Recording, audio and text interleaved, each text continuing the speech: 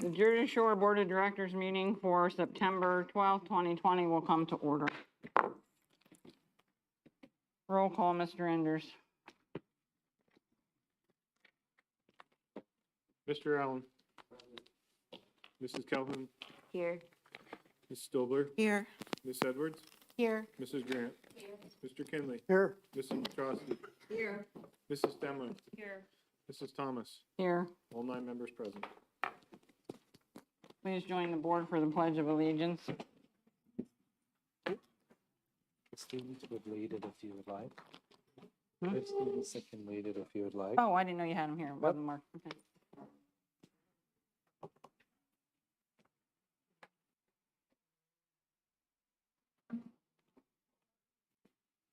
Pledge allegiance to the flag of the United States of America and to the republic for which it stands, one nation, under God, indivisible, with liberty and justice for all.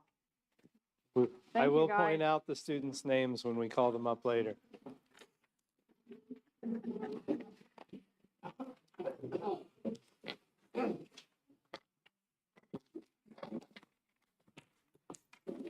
All right, part B, presentations. Number 1, communications, Dr. Ulmer.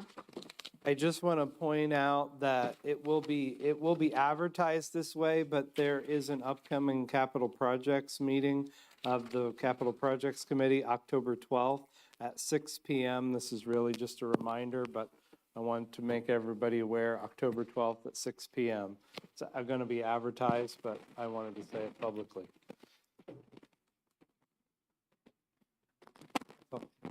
All right, President's report, we had an executive session was held before the meeting at 5:45 for the purposes of legal, personnel, and safety. Also, under finance, letter B is being tabled for this evening. IU report, anything for us tonight, Jesse? Not at this time, but I would like to say, since Mr. Fox is at the meeting tonight in the audience, that he really went far and beyond for my daughter and for somebody who has a disability. He did a fantastic job with her. So thank you, Mr. Fox, for having the patience. It was cross country and he gave her a bike till she could get used to the distance. So, I mean, and he was patient and the whole team was patient. It was just a whole different experience that outside of a group, because it's hard to be accepted in a group anyways, regardless, and he did fantastic. What a great coach. Not that the other one, like I'm just pointing out, great job. That's all. Thank you, Jesse. We do have good coaches. Yes. Superintendent's report. I want to start by calling on Serena Henry, who is going to recognize some of our spring sports athlete outstanding students and their coaches. I did want to point out to the board that if you'll remember, we had this conversation.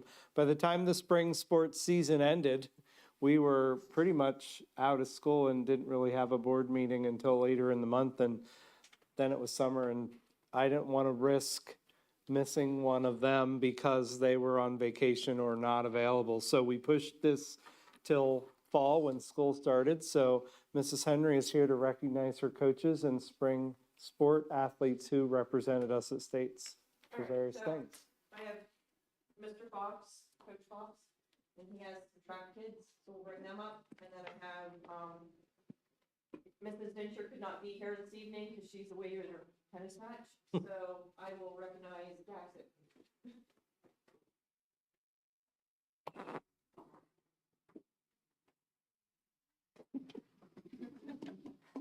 We really didn't plan this out.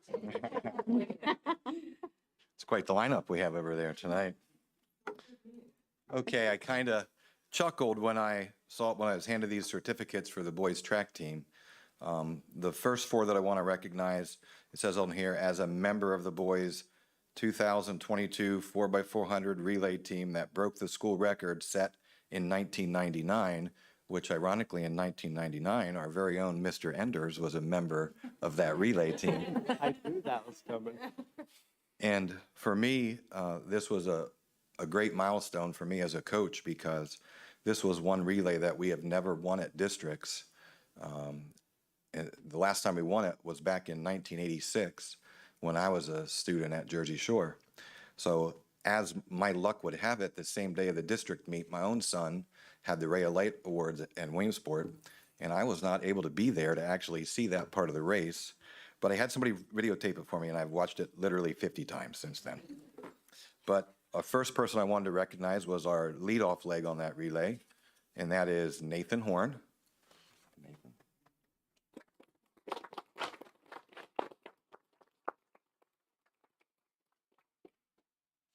Nathan did a great job for us. I think we were in second place when he was done, and he handed the baton off to our second runner, who was Nick Belomo.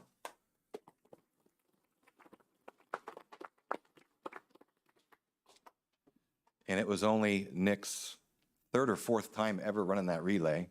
He was in other events, and we threw it at him at an invitational up at Lock Haven, and he did it so good that we kept having him do it in the bigger meets.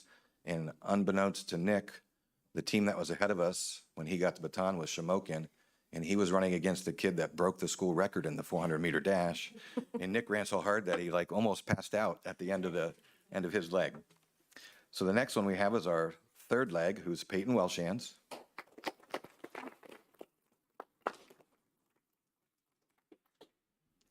And he runs third because he's normally our chaser.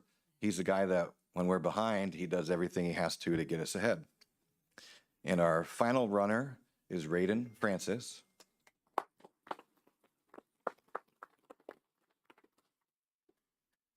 And Raiden's job is to hold everybody else off to cross that line first, and he did an outstanding job at that as well. So those four guys, they represented our school down at States, and our time wasn't as fast as what we had run at districts, but I went back and looked, and it was about the fastest time that had run in the past 15 years from District 4 down at the state track meet. What's difficult for us in track, as opposed to some other sports, is that there are only 2 classifications, and there's about 500 schools that have track, so they basically just take all the schools, cut them in half, and the half that's the biggest is what we're in, and we're going against all these huge schools, as opposed to some other sports that'll have 6 classifications, so they don't have as many schools to compete against. So it's, I guess this will be the 30th year I've been coaching track. We've never had anybody medal on the track. The last time we have was back in 1992.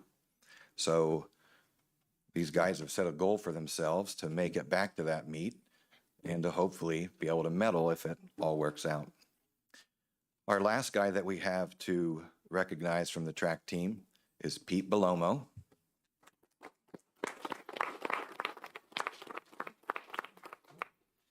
And Pete, of these 5 guys, 3 of them, it's their first year of doing track. And Pete threw javelin for us and did some other events. And it was interesting to watch him develop this past year, because in the middle of the year, he was throwing far enough to not even qualify for the district meet. And then all of a sudden, one day, something clicked, and he started throwing about 20, 30 feet further than he had before. And he threw a state qualifying mark at districts. And then at states, he ended up placing 5th, which was a great accomplishment for his first year. So those are our 5 track and field boys.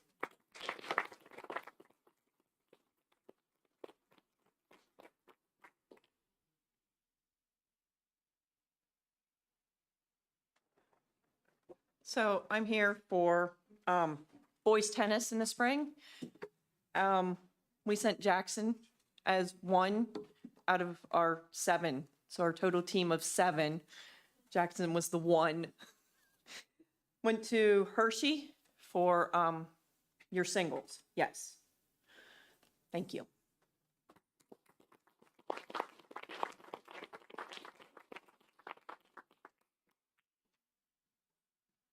Thank you all for representing Jersey Shore well, and thanks to the parents for coming along. You have great kids.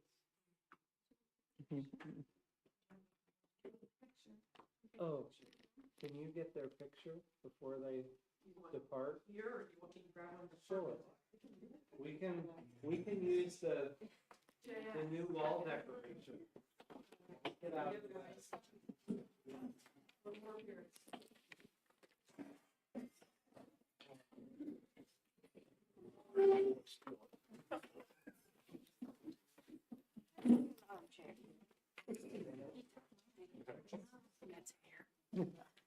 the heck? Bulldogs?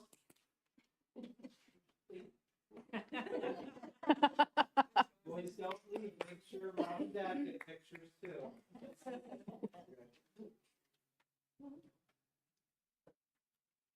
Thank you.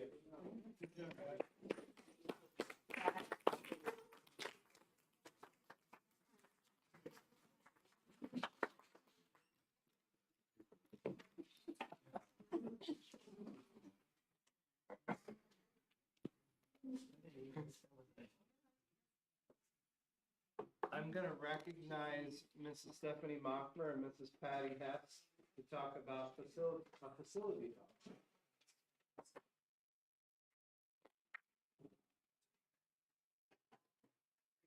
Yeah. Good evening. Good evening. I'm assuming you know us, but I'm Stephanie and this is Patty, and we teach at the high school. We're here tonight to ask your permission to consider doing a facility dog for the high school. We'll explain what it is and then how we think we can make this work for us at the high school. So a couple years ago, well, when I moved to the high school, I joined the SAP team. And one of the things that I think we all are aware of is the mental health of our students. And that was made even more prominent to me as I served on the SAP team. And so I started to look into a facility dog, also for the reason of I have a dog and that was soothing to me. So at that time it was COVID, everything happened. And so Steph and I got together and are bringing it back up with the hopes that our current state of our students' social emotional learning, our students' current mental health, we can pursue something that is a little tiny thing that can make a huge difference in our school climate. So these are some of the reasons why we're pursuing it: the social emotional issues, mental health, specific crisis intervention, school attendance. There's been a lot of different studies on all of these things. So to not quote you on all of them, but there's multiple studies for canine interventions for all of these. So again, how we envision this happening, you know this dog, Mr. Enders? So cute.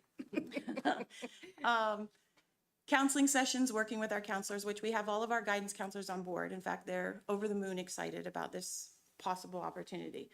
Again, crisis interventions with our students. A lot of things that we have in talking to our guidance counselors and serving on the SAP team is student anxiety. So one of the things that they've liked to start doing is anxiety groups, where there's small group interventions with students who have high anxiety levels about school. The dog could be something that is in place in those small group sessions. Classroom disruptions, so if they need to bring a student out for some whatever reason that is, just having the dog there kind of calms them at that point of when they need to be pulled out. So I'll use that. Classroom rewards, Steph would also like to make this a part of her life skills units within her classroom setting.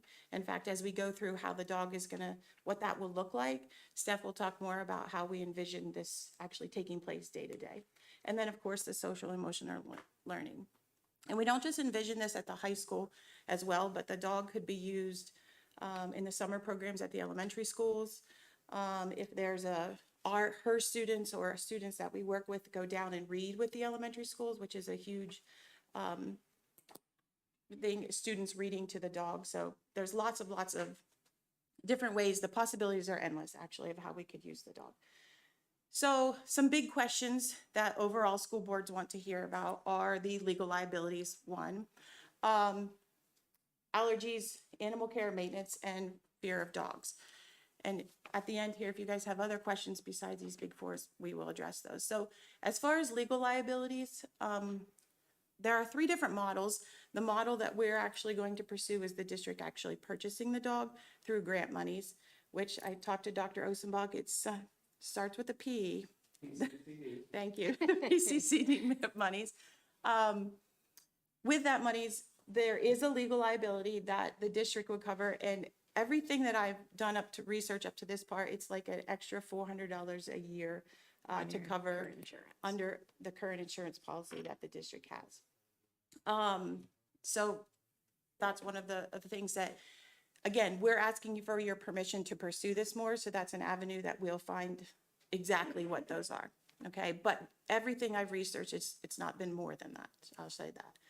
As far as allergies, there's a lot of hypoallergenic dogs that could be the possibility to bring them in, as well as there's opt-out forms. So if students have an allergy, when we educate the parents and the students on the dog actually being in the facility, because this isn't a dog, we just, hey, we have a dog at school today. The students are trained on how to approach the dog. The students are trained on what the jobs, this is a working dog at school. So any student who has a severe allergy to dog, they would opt out and that dog would be kept out of those areas during the school day, okay?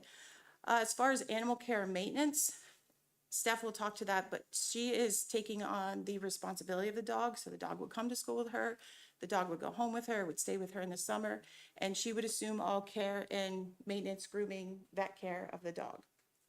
And at last, as far as fear of dogs, I actually spoke to a principal and he said, we didn't know we needed the dog until we had the dog. And so this was one of the questions. I said, well, what do you do with especially elementary kids who are afraid of dogs? And he said, we had a few, but we actually had parents who said, my child is deathly afraid of dogs. Could you work with them? And so they actually created small groups where they were able to have the children actually overcome their fear of dogs. Now, having said that, we still would, again, avoid those areas. This dog is not going to roam free in the hallways. It will always be leashed and be with one of the, right now we have 3 handlers that are willing to be trained to be handlers.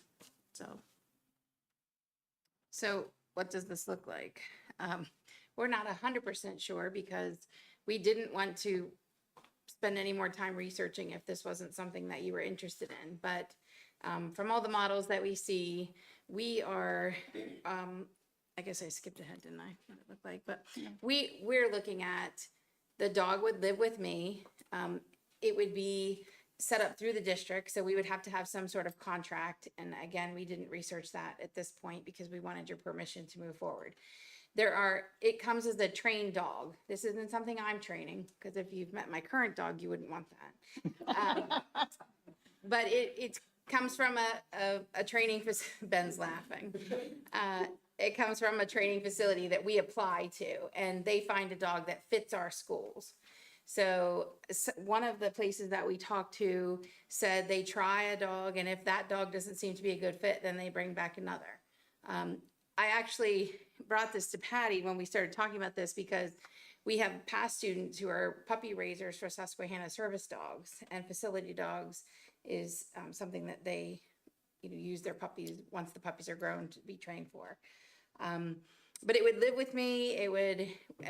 We would pursue grant monies and funding so that I'm not paying for all the food and all the grooming and all those things, but I assume responsibility for that. And then I would bring the dog to and from school. I would like to use it with my class as part of the responsibility aspect. We'd be responsible for getting it to where it needed to be. It would have a schedule just like the students because it's a working dog. So they have rest times, they have times that they need to go out. So I would like my students to take care of that aspect of it. But the counselors and our health staff, different people would be the teachers or the handlers who would take them into scheduled rooms or counseling sessions, things like that. So we just feel, I mean, the more we talk about it, we're like, oh, we could do that, or we could do this, or there's so many opportunities. I don't want to get so far. We can really make this big. Right now, I want to start small. We just want your permission to be able to pursue this, to apply to some of these, to see if we would even be approved. But there's so much grant money right now to help our students with their mental health. We feel that this, other than the insurance, which is very small in comparison to the benefits, we feel we could cover the rest of it with grant money.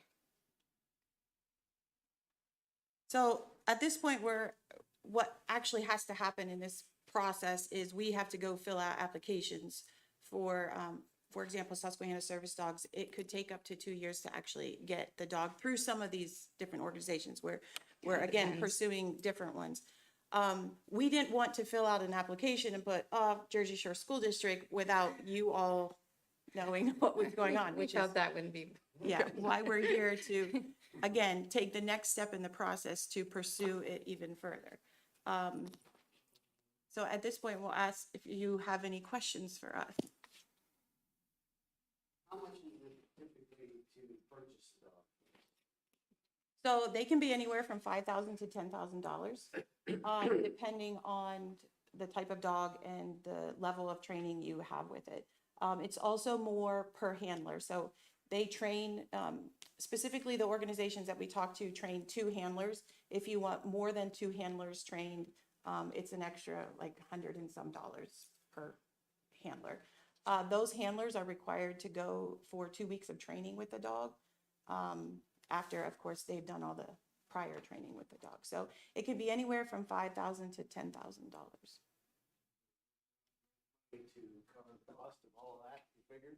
Yes, in fact, I believe we've been, there's a lot of mental health grant money right now.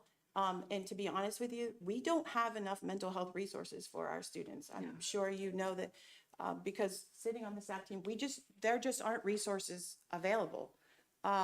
So it's not like we don't want to include this. There's just, even when we have students with mental health issues, there's a hard time finding a placement for them. So this is just one little thing that we think we can do in our school to help with that climate. Now, there's real mental health that a dog is not going to help, I'll be honest. But I feel like the little things that we can take care of at school can maybe de-escalate to stay little things and not big things, so. And I think until we started doing this research, I didn't realize how many schools, even in our area, who have facility dogs, principals that have dogs. I believe Southern Tioga has one. There's a lot of local schools that are pursuing this, and it's more and more popular every day. I'm not sure if you watch the news, but not that we would ever have this tragedy, but Uvalde just had all facility dogs lining the schools as they went back to school this past week. So a pretty powerful, what a dog Reminder. can do for people, so. So our PCCD grant did have specified amounts of money that you could spend on mental health. And so there would be money within that grant to purchase the dog. I mean, even long-term wise, I think, whether we pursue something with the foundation where we set up that people could donate to this, because I think people feel passionate about animals, and I didn't talk to Luann, so I'm sorry to throw the foundation under the bus, but I do think that there are avenues to make it self-sustaining. And typically a facility dog can work for 7 to 8 years before they're retired. So that just about takes me to retirement as well. What was the school district that you just mentioned that has one? Southern I Tioga. believe Southern Tioga, one of their elementary schools. Has a Other schools have them, but they don't necessarily, it's not the district's dog. They might use a different model where they actually, like, there's an alliance of therapy dogs that you can pay them to come into your Right. school. So a lot of school districts have that model. We were pursuing the model where we had the dog. So Have you talked with somebody, say like from Southern Tioga that here's, I don't know how long they've had it, but the goods and the bads and the uglies? the principal that I spoke to was not from Southern Tioga, but his comment to me, and I think I have it on the first slide, was we did not know how bad we needed Murphy until we had Murphy. And that was obviously their dog. So their district actually went back after they saw the benefits and went back and bought one for every single school in the district. Yeah. So, and those are questions that I ask him. What about allergies? What about legal liabilities? What about kids with fear of dogs? He was very kind and spent hours on the phone with me, actually. And there wasn't anything that he couldn't answer. So. It was funny, on the way here, I called my sister to say I was coming here tonight, and my nephew was in the car. They live in Shippensburg. And Caleb said, we have a dog at our school. He lives at our school. He comes into our classrooms. We love him. The students love him. And I thought, Like, it's just nice to hear from a kid perspective, you know? And I don't think it matters the age of the kid either. We all, I mean, the majority of people, it's great, so. Have the studies shown high school to be more in need of something like this, or what grade levels are? The studies that I've looked at are across. Okay. Yeah, so that it's not necessarily, as far as reading, like actual reading, there's more elementary studies because they're learning to read. But as far as the social emotional aspect and the mental health aspect, the studies are kind of across the board. It also, one of the big ones was a school attendance. So if they made a connection with the dog, they were more likely to come to school. So, yeah. Interesting. Thank you. Yep. Other board questions? I have one.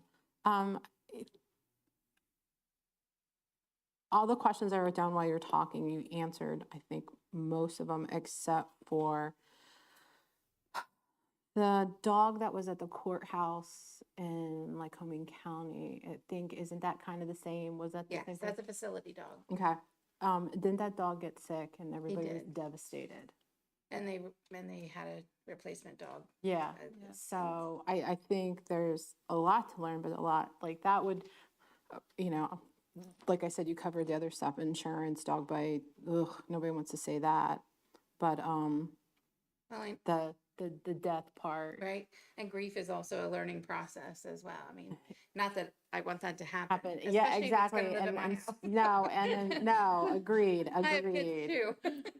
No, I agree. But I do agree, that's an issue. I mean, Yeah. and that's life. I mean, we don't know. So I'm sure like if, you know, the further you look into this process, there's other schools that had to deal with the same thing, like, Yeah. you know, well, this is how we Sure. dealt with it. So There that were was, lots of interesting things that I didn't expect once we started looking on, you know, how you teach the students to treat the dog and how just all the things, the training that goes into students learning that. But I also think there's a lot of ownership in that. And we're really working towards the Bulldog Nation and being a community and helping kids to feel as one. So this is a great opportunity if we pursue this. so you're thinking French Bulldog? No. Oh, It okay. actually said, Too many health problems. No, I know. Yeah, there's We could get a problems. bulldog, that would be great. No, thank you. That'll have to I know, live in yeah, someone yeah, else's house. yeah. I'm not sure that's the kind we're pursuing. My husband would not be excited about that. So how old are the dogs about when you get them? They're about 18 months to 2 years years. old. Then do they have further training, like Steph would have it in the summer? Do you have to send it? Yeah. for- Yes. Okay. And depending on what organization you go with, they actually will come back and do like retrainings ever so often. So if they forget the training or something's going on with the dog, they'll actually come back and support the handler and do retrainings. So that's included in your $5,000 to $10,000. I mean, that sounds like a really big number, but that number includes the dog with all the training, so. What will you consider success? It's a good question, Mary. I don't know that, sometimes successes, we don't even know that they're a success until later in life when you say, you know, hey, one of the reasons I came to school was that dog, or I remember this situation and it was that dog. So I don't know that success is necessarily a number, or Yeah, I would know. agree. And to be honest with you, like, and I'll refer back to this principal because he gave a story and he said, you know, we had a student who was nonverbal. So they had this student who had never communicated in the classroom, elementary classroom, and they brought the dog in and he was actually hesitant. And the special education director said, hey, can we just bring one in? And he said, okay, I'll go. And he said, when I walked in, and he had watched this student have many classroom disruptions, and the student literally walked over, sat down beside the dog and started to talk. He said, okay, you have my attention. What do we have to do? So I don't, there's so many Well, that's a stories out there. I success, don't but know. it's not necessarily a quantifiable success. Yeah. So I don't know how we would define Yeah. that. And I think we're looking at lots of different successes here. I mean, I look at it from a responsibility standpoint. I teach my students a lot about responsibility and caring for a pet and how much it costs and all these things. So to me, this is a tangible way of doing that. But for the students who would have it in a therapy session or have it in a counseling session or, you know, standing next to them while they're giving a speech in speech research or, you know, sitting next to them because they have anxiety about going to math class. I don't know, but it makes a difference to that kid.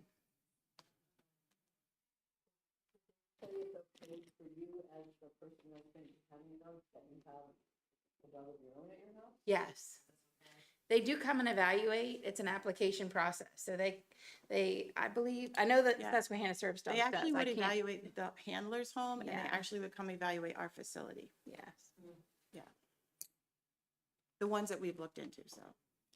She did find 4 more in the did state of find- Pennsylvania, but we have stopped calling because we just didn't want to put our name out there if you didn't know and we didn't have your permission to move forward. Other questions? How would the board like to move forward? When can we vote? Well, you would have to vote at the Next meeting, you can't vote on this one. But I can put it on the agenda at the next meeting, if that's okay with the board. How soon can we get a dog? That's our question. Well, yeah, we don't know. Yeah. And that's it. We'd have to fill out applications at different places and some take longer than others. We don't know if we'd be approved. We don't know everyone has a little bit different costs.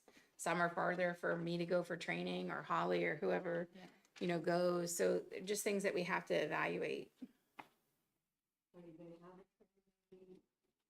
Who would the other one be, did you say? Like, I was just wondering if there'd be a trainer like at the elementary level. Well, this would be a facility dog specific to the high school. Yeah, I but think it would be a lot, but I do feel once we got our feet on the ground, we could be able to use it in other ways. So whether we attend a reading night at the elementary school or a game or, you know, different things, and whether or not another building pursues that. I know we have talked to Holly Bardo and guidance. She's on board. yeah. So, So I think to answer your question, if we had one, I think a handler could take it to another building, but it would be assigned initially Yes. to the high school. I feel like there's lots of possibilities, but we have to get our things. Feet wet. Yeah, yeah, we need to know what we're doing before we branch out, because we'd say, oh, we could do this, or we could do that. Okay, let's just start with some basics here, so we know what we're doing. Thank you, ladies. Thank you, ladies. Thank you.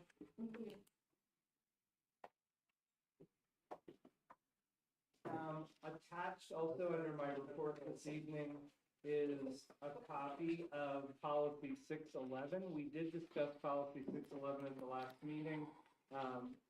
What we did was Mr. Enders and I came back with adjusted language based on the feedback and the conversation at the last meeting. And what we ended up with, and I'm going to read the very specific part that we changed. We already had,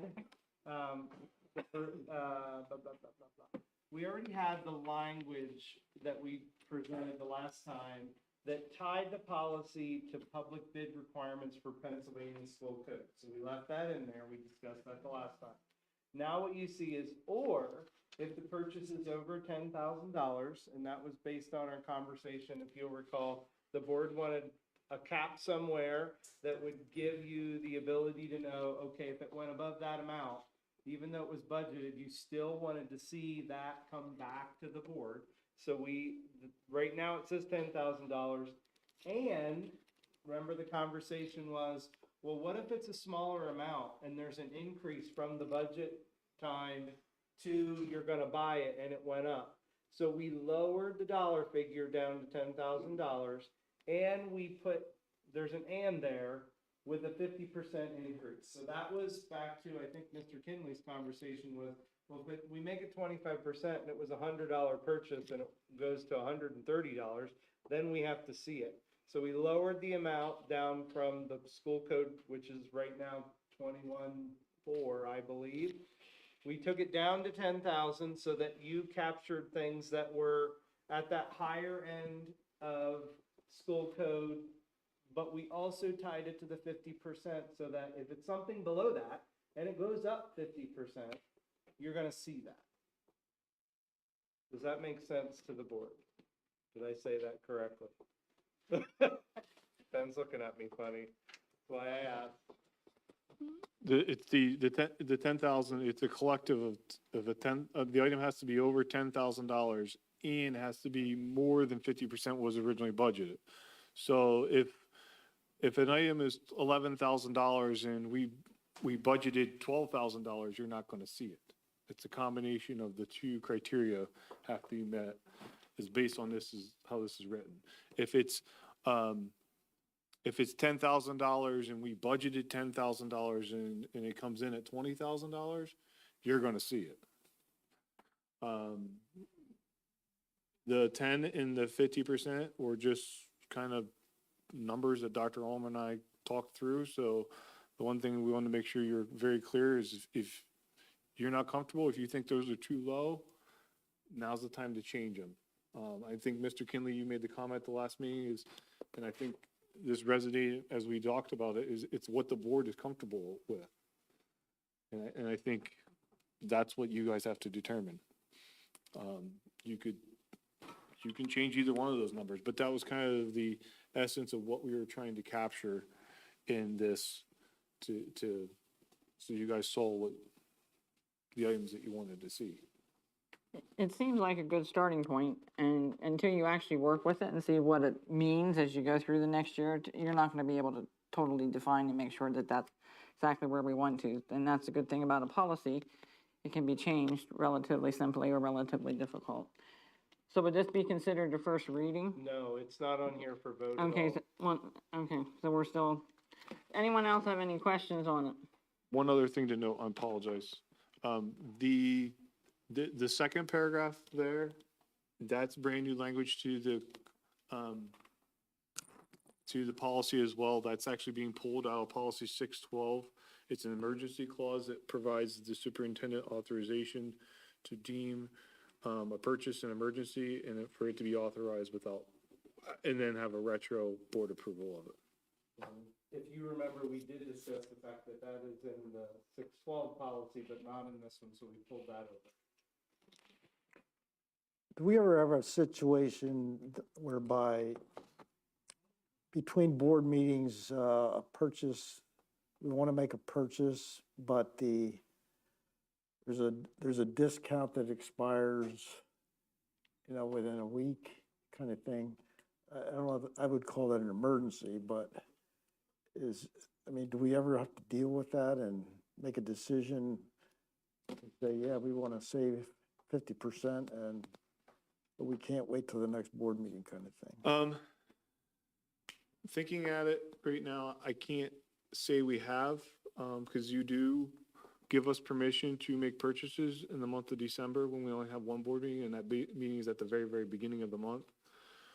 So we have that ability there with your action. And other than that, we have meetings every 2 weeks. And for the most part, I think most vendors still live on the 30-day rule. And they would recognize you got the board to deal with. Yeah. They would And try to we accommodate. work with vendors that work with school Right. districts across the nation, so Right. they're used to it. And I know from my own experience, when I'm having conversation with vendors, I'll say, so you're giving me a 10% discount, I can't have this board approved until April 12th, and it's April the 1st. Is that, I can get you a purchase order on April the 13th, is that equitable? And they usually say, yeah, that's fine. Good. The only thing that I would add to the second paragraph is that it might be implied, but that if that happens, that the board would be notified after the fact, you might say. Friday updates. You're saying in the event, Yes. in the event of emergency? Yes. So you want to, okay, so we'll add that board notification will take place Right. as After, soon as is it fair to say as soon as possible? or at the next board meeting or something like, yeah. Your weekly update or.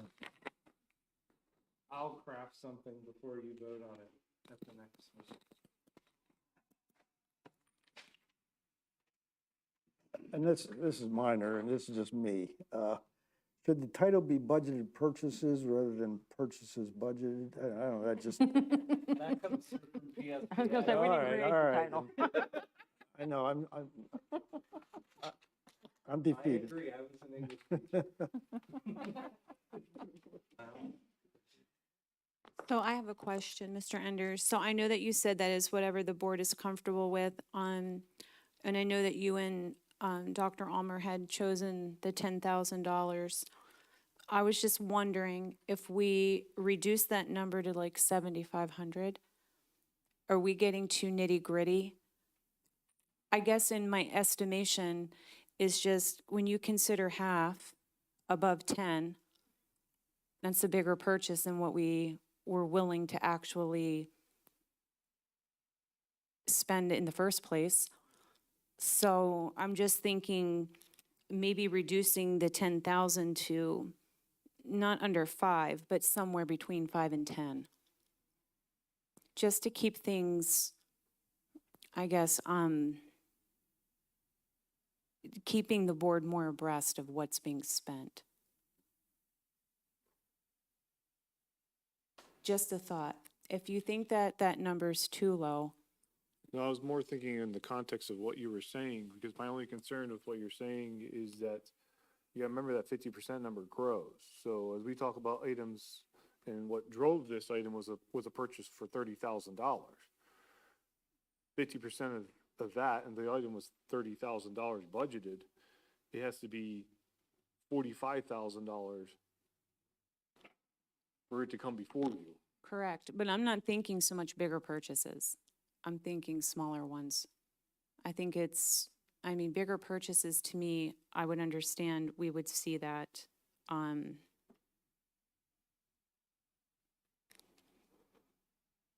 It's not that I don't want to make it sound like I'm not being trusting.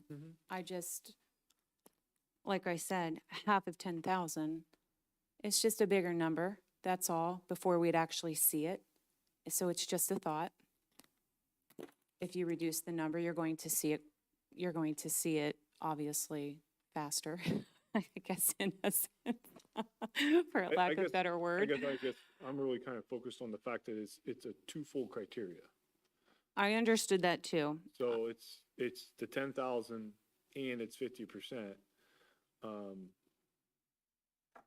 Because that was my understanding what the board wanted. Like in the case that what happened with the purchase that came before you, my understanding, the board I won't say it didn't seem it necessary, but they knew it was budgeted, it was in line with the budget. It was like, we should need to move forward with this. That, I don't think you're gonna have too many things around that $10,000 number. It's gonna be more about that 50% quantifier that is gonna be the trigger. Okay.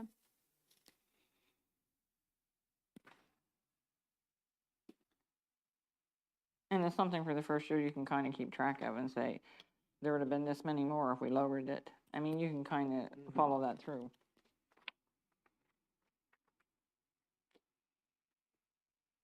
Any other questions?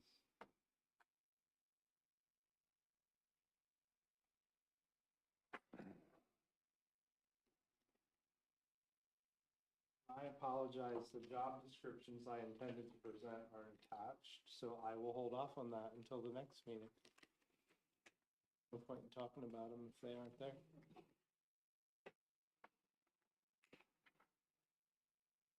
So that's my report for this evening. Okay, thank you, Dr. Ulmer. Moving on to courtesy of the floor. This courtesy of the floor will be for public comment on the agenda items. State your name, address, and agenda item you would like to address, and you will have 3 minutes. And Mrs. Helm is the only one that signed up for this portion of the meeting, so it is your floor. Yeah, I'm already here. Hi, Shelley. I was looking at miscellaneous HB, the disposal of the books. And thanks for attaching them so I could look at them. Would it be possible to put these in the foyer for taxpayers to have first dibs on these. These are pretty specific. I can't imagine. I mean, I know people who would like to have all of these books tonight. Because I know where to get rid of them and they would be used for education. But instead of going through this whole process with putting them out on, what's the name of that thing? Yeah, that, why bother? Offer them to the taxpayers. I mean, we bought them. I mean, let's just get real. I guess to ask our solicitor.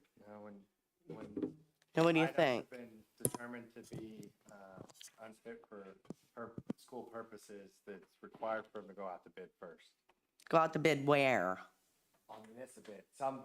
Okay, well, can websites you, please post that? Whoever's in charge of our online thing, what day that's gonna be, exactly when it is, so we all know. So you're requesting a link to that? I am requesting a link because I know who can use them. They're so specific, no one's going to be purchasing them. They'll probably go for $1. And just so I don't have to stick around, can somebody tell me, what are the CTE programs here? Obviously, there's no masonry, there's no welding. What's here? What comprises our CTE program? There is welding, it's part of another program. Okay, what program is that? And I'm asking because, I came here about the greenhouse and it looks like that's not even, I have someone's response to that. But I also have something else that goes along with, because I already talked to Brad, because I know I'm gonna have to go through Luann again. But it's multi-functional. It would take math to create what's gonna be created. It would take welders to do it. It's multifaceted. And I want to see what we have here. So we don't have masons, right? Yeah, okay. We have automotive technology, Yeah, I know we have that. My son, building maintenance, building maintenance. business and computer technologies, childcare services. Okay, slow up. Okay. Communications technology, Mm-hmm. computer systems networking, Okay. building trades and construction, cooperative education, culinary arts, manufacturing technology. We don't have any nursing. We don't even have any of that.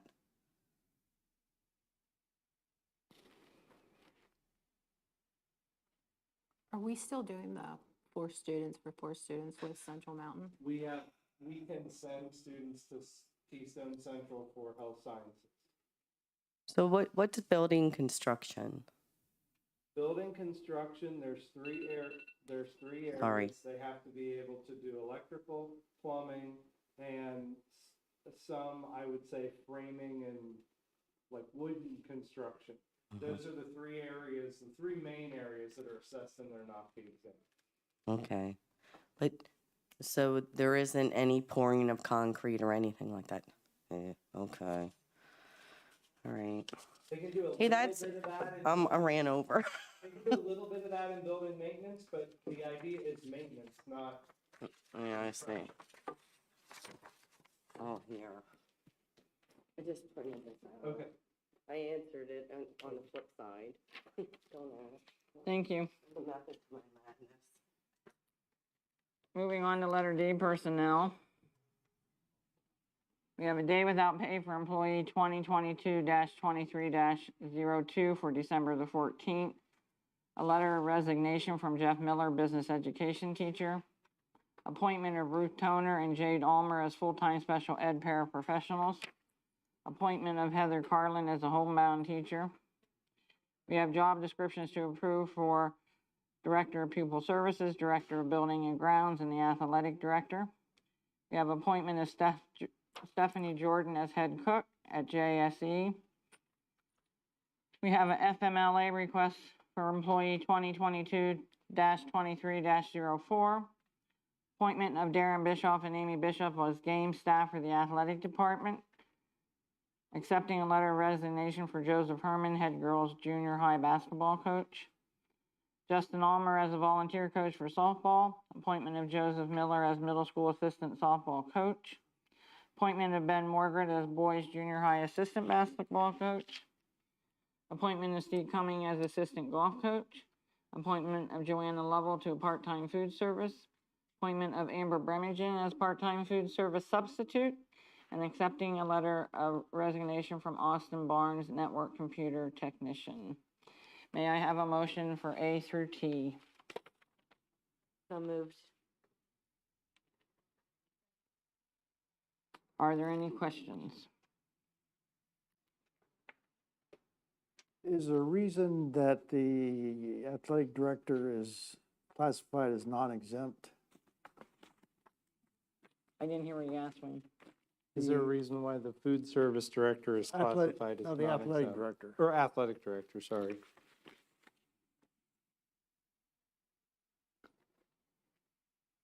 That has carried over, so I guess it was determined at some point that they were non-exempt.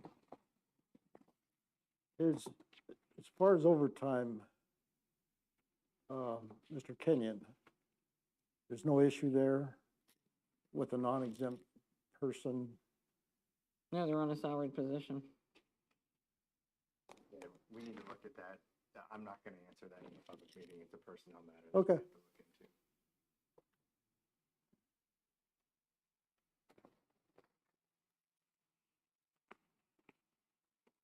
into. Any other questions?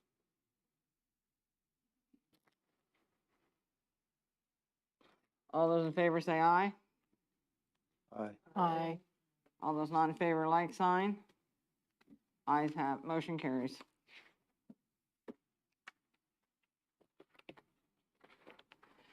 Next, curriculum and instruction and building and grounds. There is no discussion items or action this evening. So moving on to finance, letter G, finance. The Gilbert Scholarship Woodland Banks Corporate Authorization Resolution. Authorization for the business manager and the purchasing office to participate in cooperative bidding process for supplies for the 22, 23, 24 school year. And authorization for the business manager and the purchasing office to solicit bids for the athletic supplies for 23, 24. May I have a motion for A, C, and D? Motion. I'll second it. Are there any questions? These are standard this time of year. Yeah, I was just gonna say, can I clarify C and D, because it seems like we're a long ways away from 23, 24, but we're really not. Unfortunately, the C is that we're in a time frame when KPN and CSAU are asking us for these items, and we have to sign the agreements that we will participate or not participate, which is what you're doing tonight. And then D is our standard language that starts the process for us to solicit bids for that. So we just always put those together, and then we go out for, start building the bid packets, and they'll get mailed out in the winter time.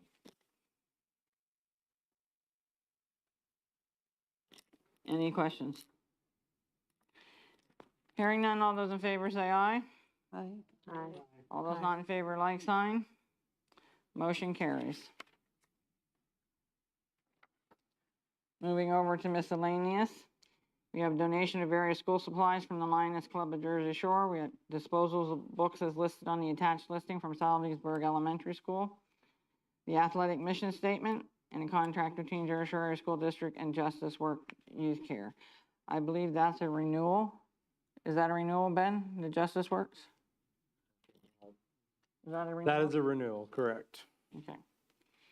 May I have a motion for A through D?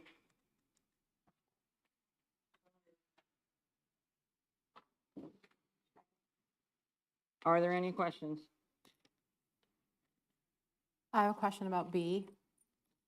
So it goes to bid. If it doesn't get sold, we've seen that before when I first came on the board, doesn't go to bid. Then can the books be put in the hallway and say, at that point, then we have the ability to dispose of them anyway Okay, that we would like. okay, thank you. Any other questions? Hearing none, all those in favor say aye. Aye. All those not in favor, like sign. Motion carries.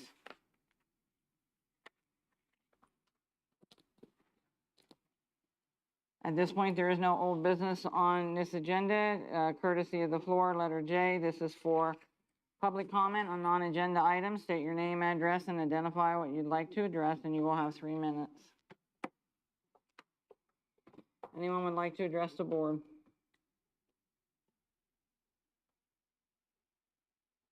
Hearing none, we will close courtesy of the floor. Next is an executive session, which we are going to have for personnel and legal issues, but there will be no further business taken, and so we will go on and actually do the adjournment. May I have a motion for adjournment?